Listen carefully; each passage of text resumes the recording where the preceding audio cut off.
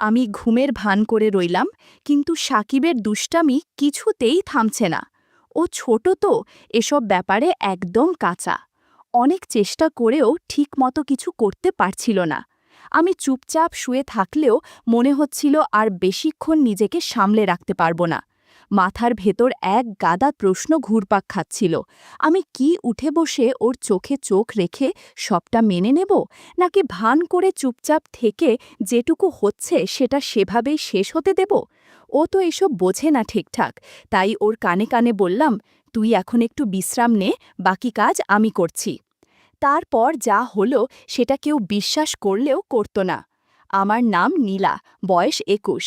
আমি আমাদের ভাইবোনদের মধ্যে সবচেয়ে বড়। ৩ বোন ১ ভাইয়ের মধ্যে আমি সবার আগে জন্মেছি।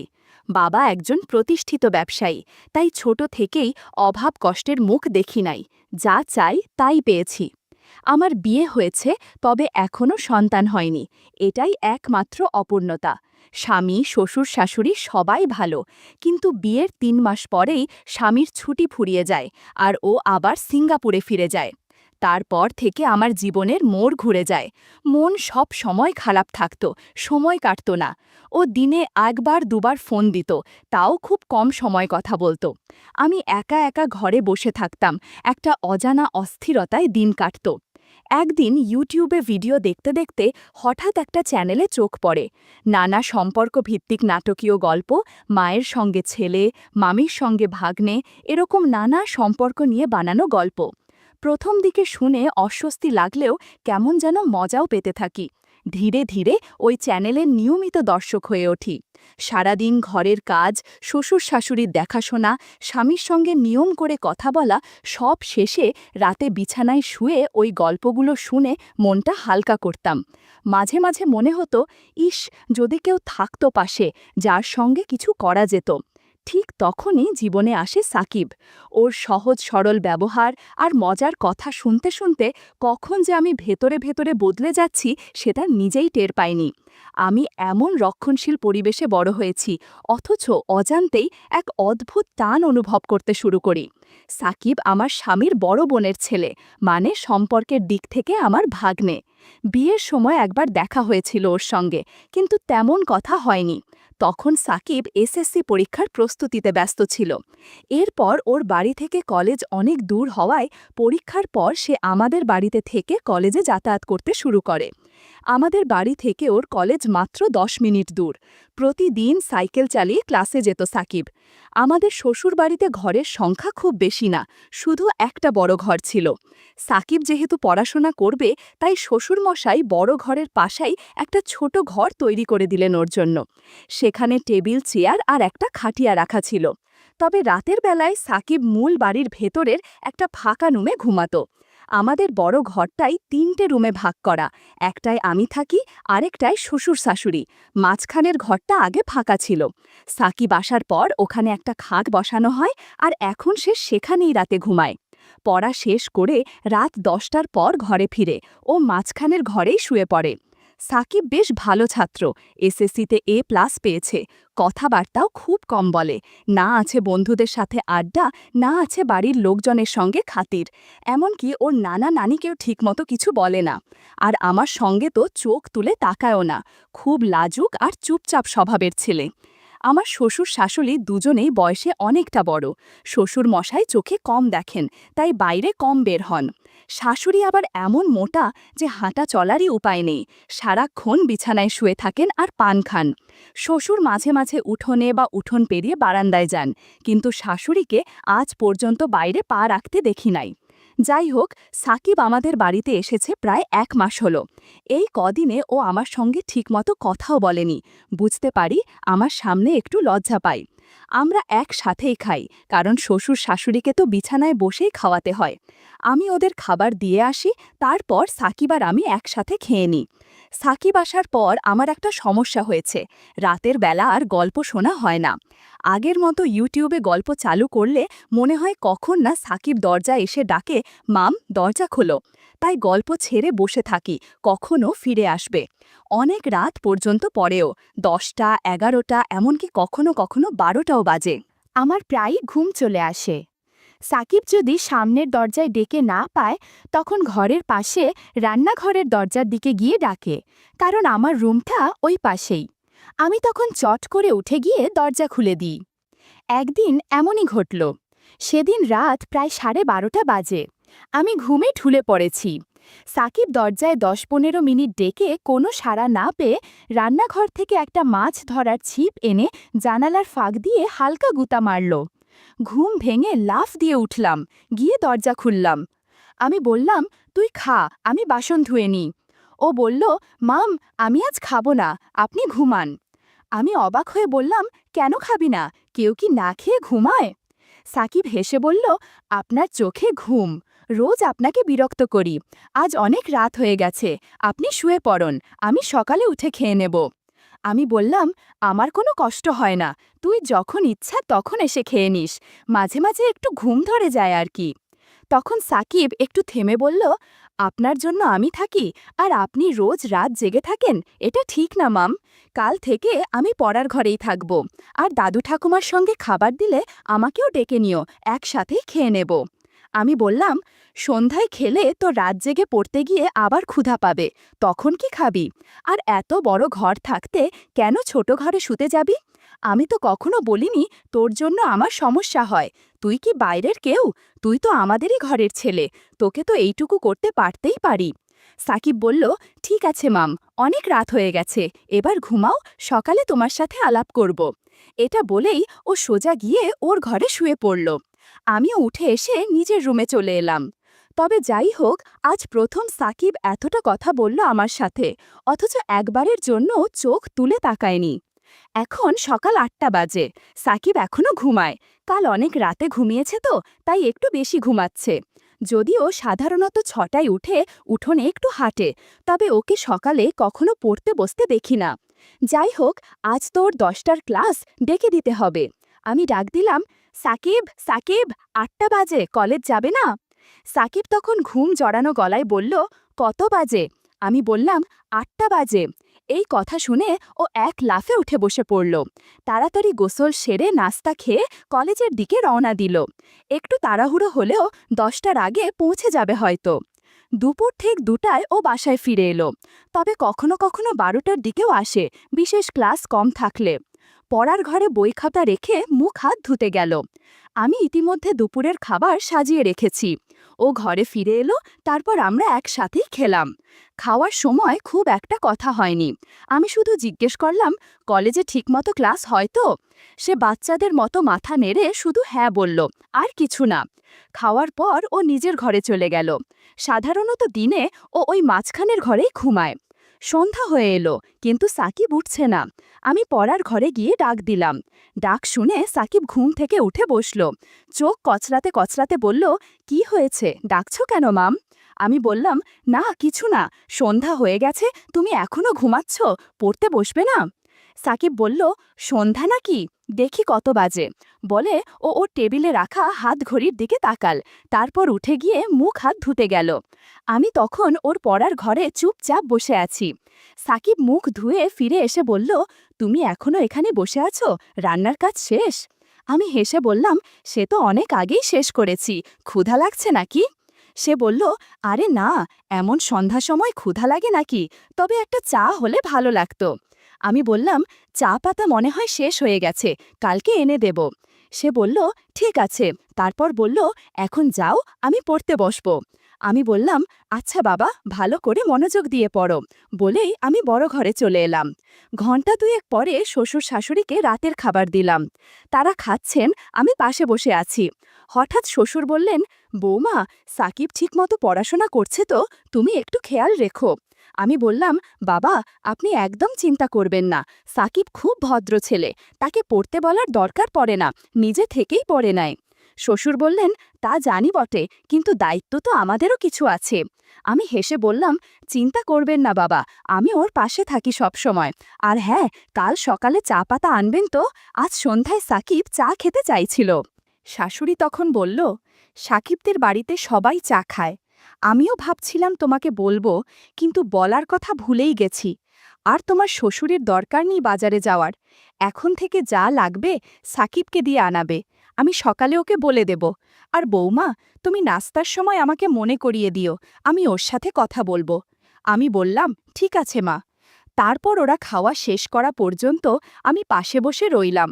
খাওয়া শেষে বাসনপত্র গুছিয়ে নিজের রুমে এলাম। একটু পর মায়ের সাথে ফোনে কথা বলছিলাম। কথায় কথায় রাত 10টা বেজে গেল। ভাবলাম, দেখি সাকিব কি করছে। দরজা খুলে পড়ার ঘরের কাছে গেলাম। কাছে যেতেই ওর পড়ার আওয়াজ পেলাম। ওর মনোযোগ নষ্ট না হয় এই ভেবে আর ঢুকলাম না, বড় ঘরে ফিরে এলাম। রাত প্রায় 11টা বাজে, তবু সাকিব এখনো খেতে আসেনি। আমি একা একা জেগে আছি। পড়ার ঘরে যাব, কিন্তু সাহস পাচ্ছি না। অন্ধকারে ভীষণ ভয় পাই। তাই বাইরে না গিয়ে জানালা খুলে চুপচাপ বসে থাকলাম। অপেক্ষা করতে করতে কখন যে 12:30টা বেজে গেল টেরই পেলাম না। তারপর কখন যে ঘুমিয়ে পড়েছি নিজেও জানি না। সকালে উঠে শাশুড়িকে জিজ্ঞেস করলাম, মা, সাকিব রাতে ঘরে আসেনি? শাশুড়ি বলল, না রে বৌমা, কেন, কি হয়েছে? আমি বললাম, না কিছু না মা, বড় ঘরে আসেনি, পড়ার ঘরেই ঘুমিয়েছে মনে হয়। আমি অনেক রাত পর্যন্ত অপেক্ষা করছিলাম, তারপর কখন যে ঘুমিয়ে গেছি। শাশুড়ি অবাক হয়ে বলল, কি বলো, ও পড়ার ঘরে ঘুমাবে কেন? এই ঘরে ওর কি সমস্যা? আমি বললাম, জানি না মা, সারাক্ষণই তো ওর খেয়াল রাখি। আমার মনে হয় ও আমাকে লজ্জা পায়। শাশুড়ি বলল, লজ্জা পাবে কেন? তুমি তো ওকে কত যত্ন করো। আমি নিজেই দেখি তুমি কেমন খাটছ, কেমন মায়া করো। সাকিব তো আমাদেরই ছেলে, লেখাপড়া করবে, কিছু লাগলে তোমাকে বলবে, না হলে আমাদের বলবে। তুমি তো আমার লক্ষ্মী বৌমা, সব দায়িত্ব নিজের কাঁধে নিয়েছ। তারপর বলল, চলো ডাকো ওকে, কলেজে যাওয়ার সময় হয়ে যাচ্ছে। আমি বললাম, ঠিক আছে মা, কদিন যাক, লজ্জা এমনিই চলে যাবে। ঘড়ি দেখে দেখি 8টার বেশি বাজে। আমি সরাসরি সাকিবের পড়ার ঘরে গেলাম। দরজা এখনো বন্ধ, তার মানে এখনো ঘুমাচ্ছে। আমি দরজায় টোকা দিলাম, সাকিব, সাকিব। বারবার ডেকেও কোনো সাড়া নেই। অনেকক্ষণ ধরে ডাকছি, তাও কোনো শব্দ নেই। ঘরটায় আবার জানালাও নেই যে পাশ দিয়ে কিছু বলা যাবে। পড়ার ঘরটায় একটাই দরজা, জানালাও নেই।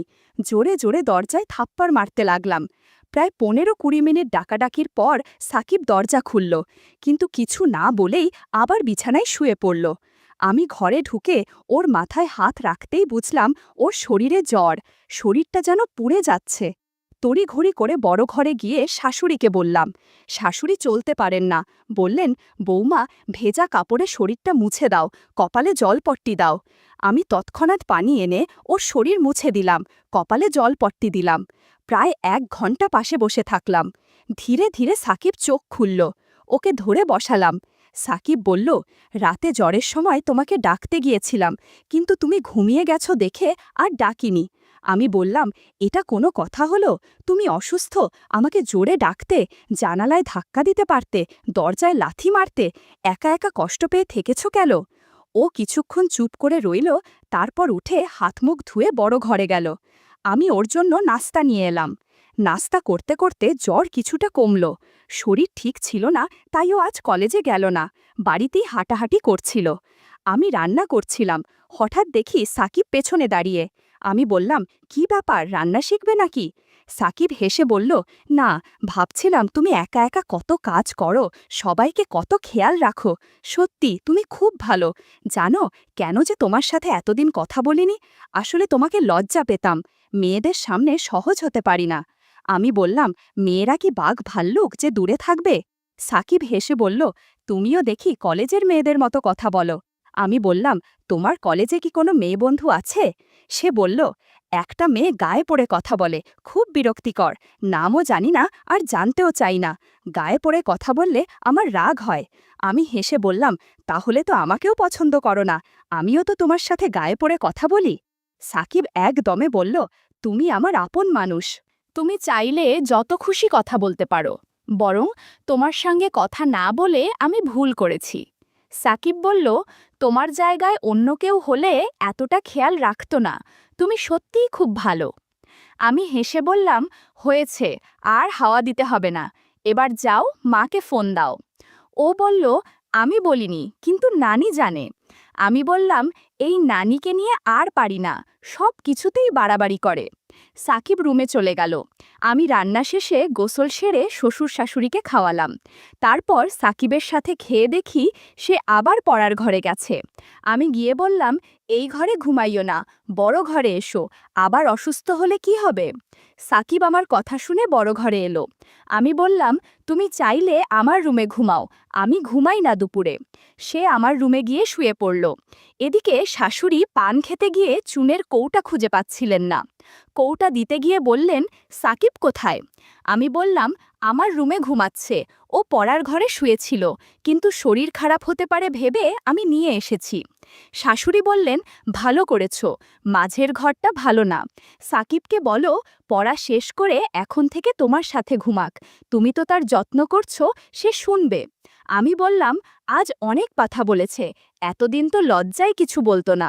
শাশুড়ি হেসে বললেন, আমি বলেছিলাম কিছুদিন গেলে ঠিক হয়ে যাবে, তুমি যে খেয়াল রাখো, ওর মা হলেও এতটা করতো না।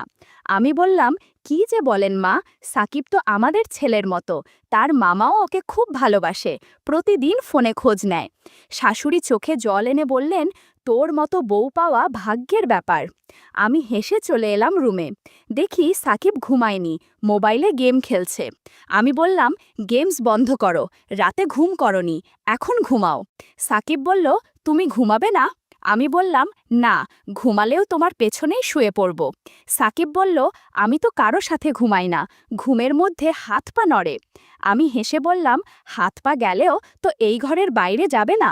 সাকিব হেসে বলল, তুমি খুব মজার মানুষ, মনটাও অনেক ভালো। আমি বললাম, এই ভালো ভালো বলা লাগবে না। সন্ধ্যার দিকে আমি সাকিবকে ঘুমাতে বললাম। সে বলল, তুমি অনেক কাজ করো, একটু বিশ্রাম নাও, আমি তোমার মোবাইলে গেমস খেলি। আমি ঘুমিয়ে পড়লাম। জেগে দেখি সাকিব ঘরে নেই, উঠানে হাঁটছে। আমি রান্নাঘরে গিয়ে ওর জন্য নুডলস বানালাম। খেয়ে খুব খুশি হলো, তারপর পড়তে বসলো। কিছুক্ষণ পর আমি গিয়ে বললাম, আজ আর পড়তে হবে না, শরীর ঠিক হলে কাল থেকে পড়া শুরু করো। ও আমার সঙ্গে ঘরে এলো। রাতে খাওয়ার পর শাশুড়ি সাকিবকে বলল, ছোট ঘরটা শুধু পড়ার জন্য, ঘুমানোর হলে মাঝের রুমে অথবা মামির সঙ্গে ঘুমাও। সাকিব বলল, আচ্ছা নানি। রাতে হঠাৎ করে সাকিবের জ্বর বেড়ে গেল। আমাকে ডেকে বলল, মামি শরীরটা কাঁপছে। আমি ভেজা কাপড়ে ওর শরীর মুছে দিলাম, ওষুধ খাইয়ে কম্বলে মুড়িয়ে দিলাম, পাশে শুয়ে মাথায় হাত বুলিয়ে দিলাম। ধীরে ধীরে ও শান্ত হলো, একটু ঘুমিয়ে পড়ল। আমি ঘুমের ভান করে রইলাম, কিন্তু সাকিবের দুষ্টামি শুরু করল। ও তো ছোট, এসব ব্যাপারে একদম কাঁচা, অনেক চেষ্টা করেও ঠিকমতো কিছু করতে পারছিল না। আমি চুপচাপ শুয়ে থাকলেও মনে হচ্ছিল আর বেশিক্ষণ নিজেকে সামলে রাখতে পারবো না। মাথার ভেতর এক গাদা প্রশ্ন ঘুরপাক খাচ্ছিল।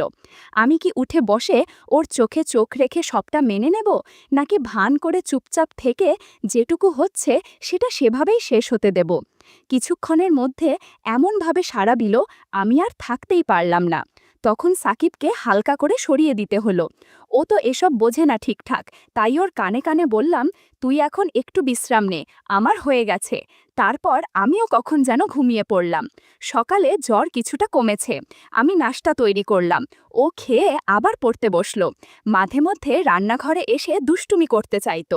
আমি বললাম, প্রয়োজনের বেশি কোনো কিছু ভালো না, দিনের বেলায় কখনো কল্পনাও করো না। যদি কখনো কারো চোখে পড়ে বা কোনো প্রকার সন্দেহ হয়, তাহলে তোমার আমার দুজনের জীবনই নষ্ট হয়ে যাবে। আমি যা বলি তা অক্ষরে অক্ষরে পালন করবা, তা না হলে জীবন নষ্ট হয়ে যাবে, সমাজে মুখ দেখাতে পারবে না, বুঝতে পারছো? তারপর সে মাথা না দিয়ে হ্যাঁ বলল। তারপর থেকে সাকিব আর কোনোদিন দিনের বেলা করার জন্য বায়না ধরেনি, আর আমার কথার বাহিরেও যায়নি। আর আমি তখন থেকে নিয়মিত ওষুধ খেতে থাকলাম। সাকিব আমার পরিবারের এক